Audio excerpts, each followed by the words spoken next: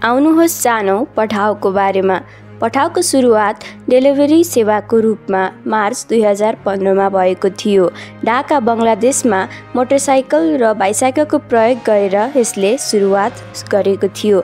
बङ्गलादेशका विभिन्न ई-कमर्स कम्पनीजको लागि यसले सेवा प्रदान गर्ने गर्थ्यो। रजिस्टर भएको बाइकको सङ्ख्या देखेपछि 2016 मा राइड शेयरिङको पोटेन्सियल देखेर कम्पनीले बाइक सेयर गर्ने सर्भिस लन्च गरेको थियो।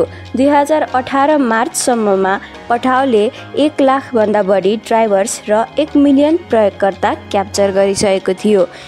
यस कम्पनीका फाउन्डर फहिम सलेह, हुसेन इलियस अनि सिफत एडनान थिए।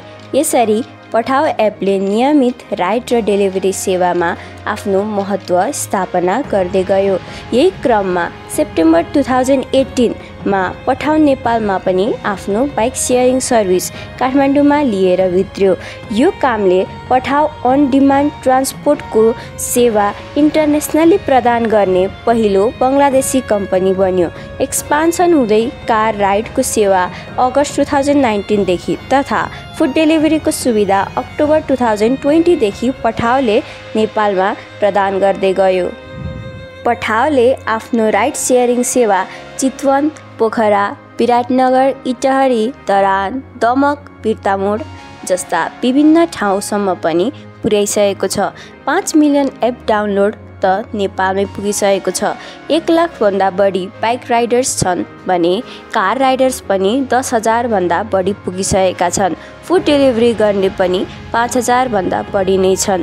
पठाउले इन्सुरेन्स कभरेज पनि प्रदान गर्दै आएको छ। पठाउले एक्सिडेन्ट्स, डिसेबिलिटी तथा मृत्युको केसमा 1 लाखदेखि 10 लाखसम्मको इन्सुरेन्स कभरेज प्रदान गर्छ। यसरी 2018 मा नेपालमा सेवा सुरु गरेदेखि पठाउले आफूलाई एउटा साधारण बाइक सेयरिङ सेवाबाट देशभरि सेवा दिने डिजिटल मोबिलिटी र डेलिभरी प्लेटफर्मको रूपमा विकास गरेको छ। काठमाडौँबाट सुरु भएको यात्रा आज 21 भन्दा बढी सहरहरूमा आफ्नो उपस्थिति कायम गरेको छ।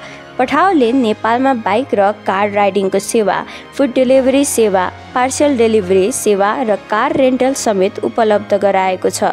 यी सेवाले नेपालीहरूलाई भरपर्दो र सजिलो विकल्प उपलब्ध गराएको छ।